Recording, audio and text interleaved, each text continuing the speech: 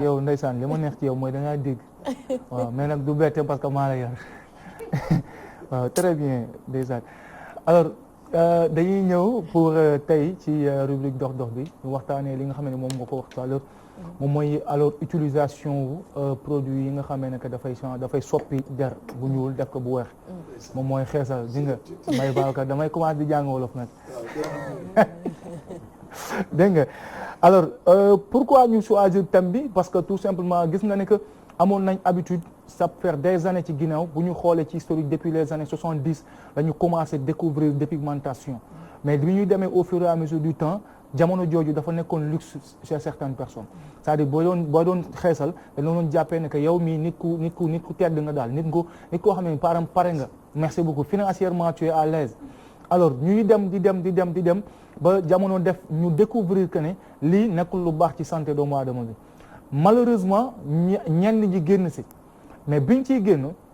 dañ doon dem ba dañuy yaakaar ne que non en fait Mbaye Babacar xeesaloon na par exemple nga jéggal ma sëñ bi xam nga mu dem ba tollu jamono il a repris conscience mu bàyyi nekkaat jëlaat teint normal man bi nga xamee ne que benn profane laa ko xam ne bëriwuma dara xam-xam damay taxaw ne non booy bi peut-être poosam moom moo di sa tur merci beaucoup gis nga orientation bi nga xam moom lañ ko jox après c'est-à-dire automatiquement bu fekkee ne Mbaye Babacar dafa nekk nit koo xam ne xel mi xawul dëgër lool ou bien amul moral bu am solo danaan non il faut ma delluwaat ci li ma nekkoon xoolal merci beaucoup c'est-à-dire muy invoquer foofu déjà dimension sociale bi nga xamee ne que moom lay def ci yow c'est-à-dire sociologiquement parlant dafa am benn esprit boo xam dafa koy installer ci yow su fekkee ne da nga nekk nit koo xamee ne que tu te laisses faire ak yenn rumeur wala yenn appréhension yu nit ñi di am automatiquement da ngay delluwaat ci loolu donc ñu décrier loolu autant que possible beneen aspect mooy dimension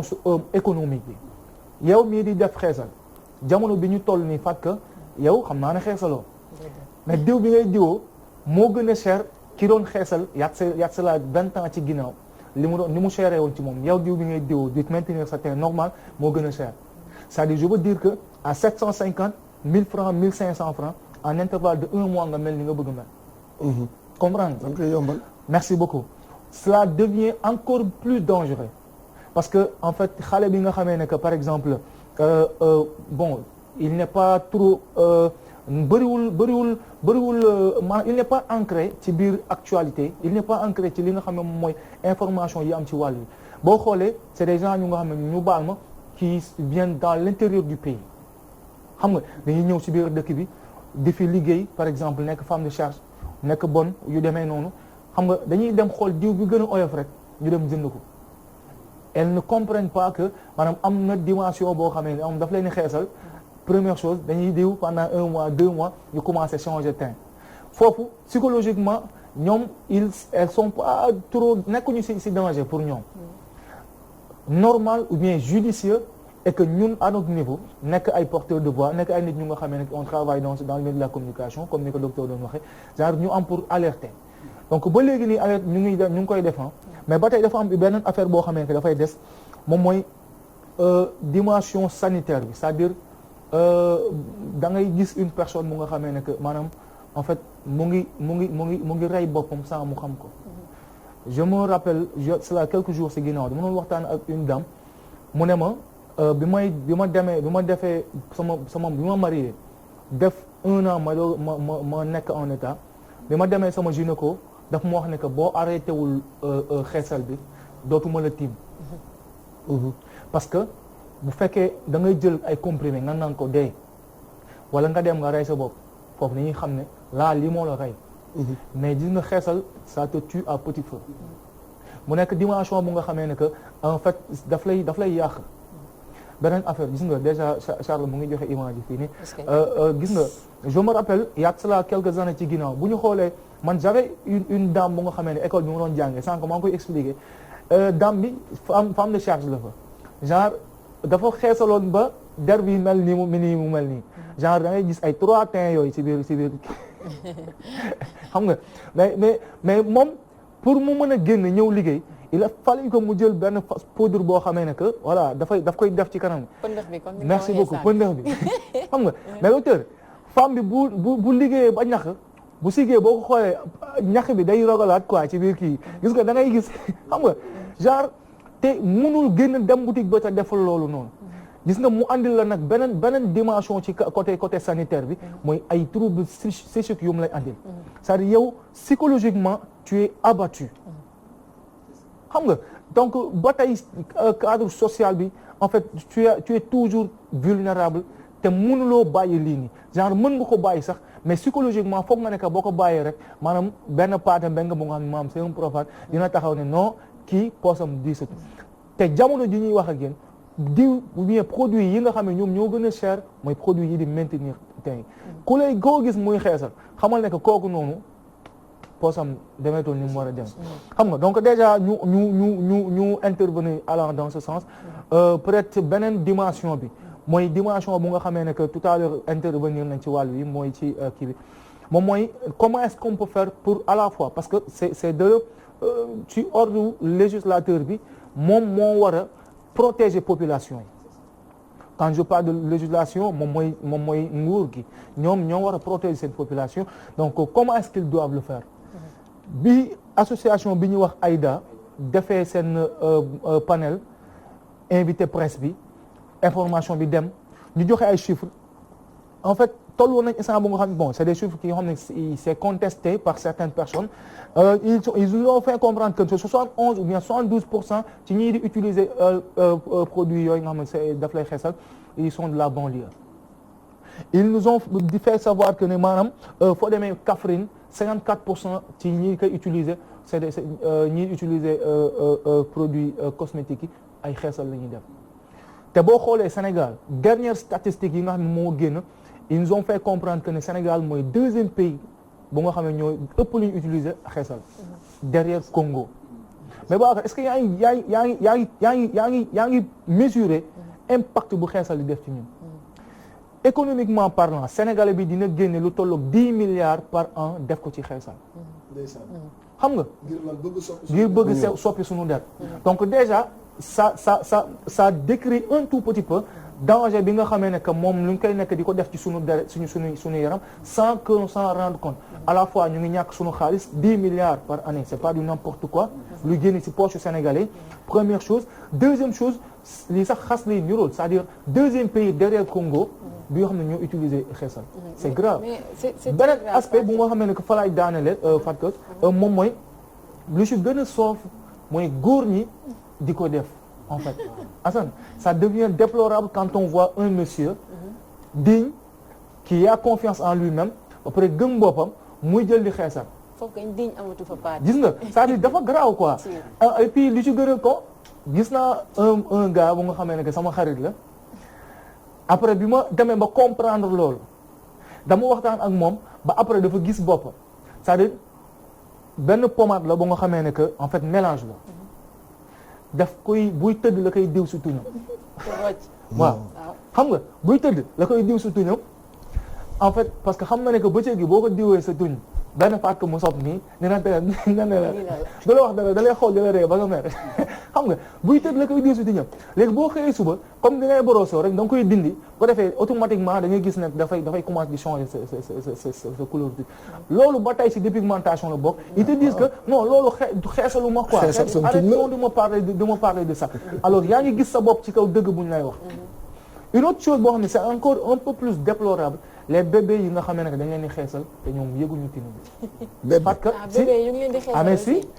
exemple tey pas de ngi am na doom gis nga yaay ji dafa xeesal mais naturellement ku ñuul la pas de ngi dafa ñuul parce que ab lébu la xam nga ngeen am doom sa doom bu jël teint bu ñuul yow intervalle 7 jours yi nga xam moom nga war a toog balaa ñuy koy ngénte mais nga dem ut ay produits yoo xamee ne da nga koy diw pour bébé bi xees intervalle une semaine yooyu der bu ñuul xam nga mu nekk ay mbir yu nga xamee ne que c'est un crime mais c'est un crime loolu waa association bi ma lay wax waa AIDA ils ont souligné ça donc déjà donc chaque jour on envoie et on est arrivé à un stade boo xamee ne que li ñu koy waxee tout à l'heure c'est-à-dire législateur bi moo war a jug mu taxaw jël ci ay mesures on a vu récemment benn chaîne de télévision bu def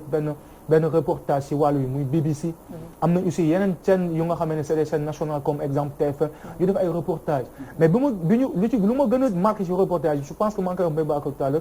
en fait le monsieur chef d'entreprise la ñu ñëw ne ko CNRA lu ñu wax ne dañu bëgg ñu arrêter publicité lu jëm ci wàllum produit cosmétique en l'occurrence lu jëm ci wàllum produit dépigment yi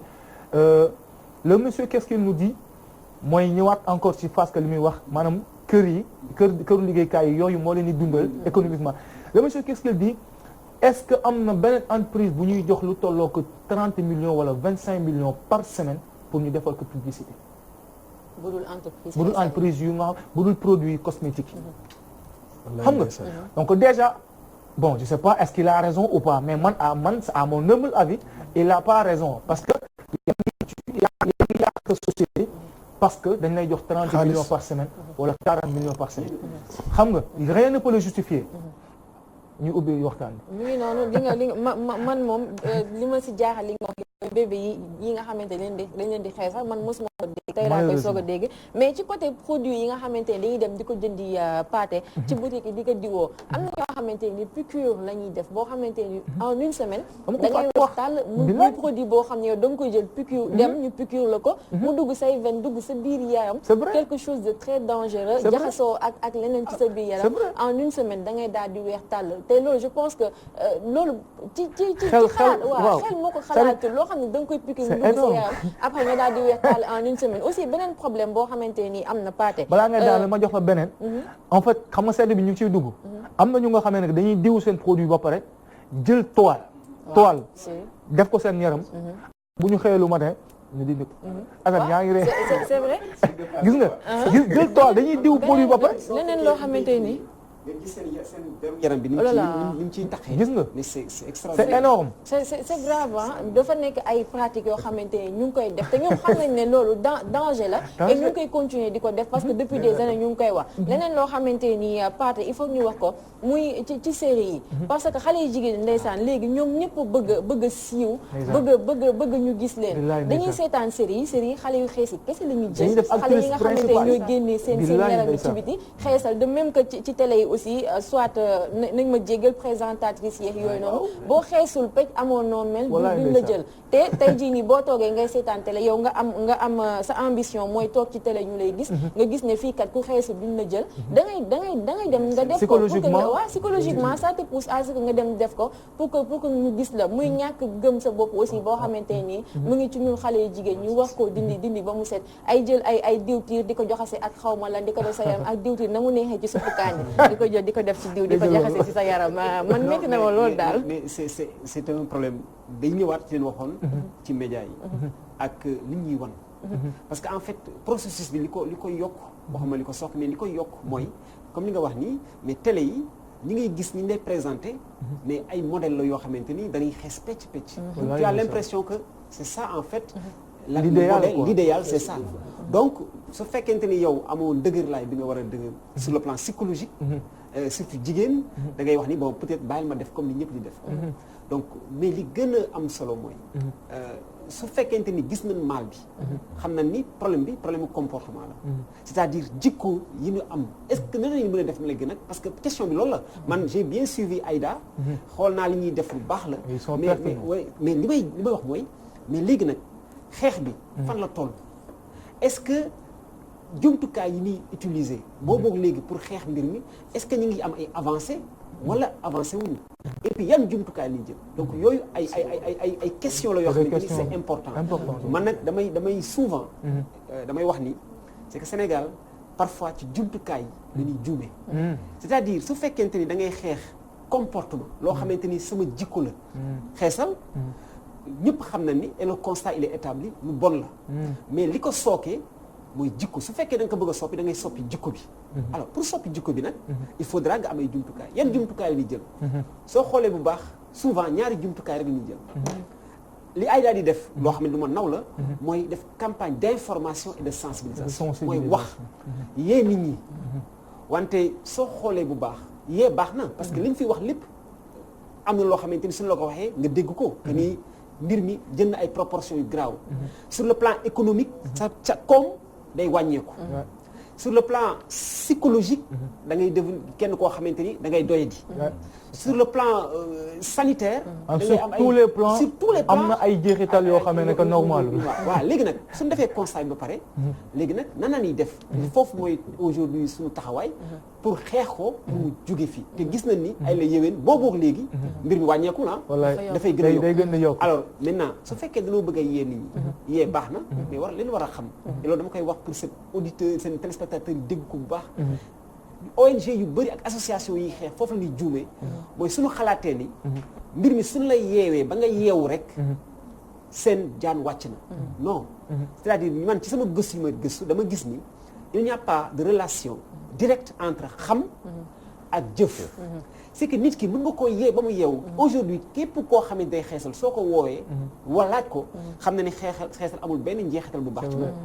pourtant xam na li ñu ko wax. xam na ni day joxe cancer de la peau. xam na ni day jeexal sa koom. xam na ni day tax nga doy di. mais pourtant bi mu xamee loolu yëpp ba pare. mi ngi continuer di ko def. donc war nañ xam ni yee bi baax na. mais yee bi rek. doyul effectivement Pathé wax lu am solo ne Pathé dafa wax ni. dana war a aussi. indi ay législation c'est-à-dire la loi. li ma bëgg a yee aussi Sénégalais yi mooy gis nga loi. jël ko baax na. waaye soo seetloo Sénégal loi yëpp jël nañ ko. loi yëpp jël nañ ko. mais loi soo ko jëlee ba pare. da nga koy mën a appliquer. waxuma manque de volonté de. non man gëwuma sax ni état bi am na manque de volonté. mais dama gis ni jumtukaay parce que su fekkee da ngaa bëgg a wax ni ku xeesal daan yi la lay daan. il faut que bis bu nekk nga wër ñëpp ñuy xeesal. gis leen yóbbu leen police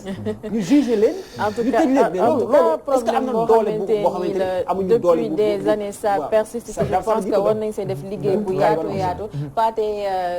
thème bi am na solo loolu waxtaan bi sax bëgguñu ñu jeex. ndaxte loo xamante ni lëmbi na jamono loolu waaye waxtu bi moo ñu daal di dab bu baax a Mbaye Babacar xam naa dañ koy leb rek Pathé Mbengue maa ngi lay remercier di la jaajëfal thème bi nga indi am na solo lool ñu bàyyi la nga tàggatoo rapidement. waaw déjà may kontaan bu baax a baax ci waxtaan bi parce que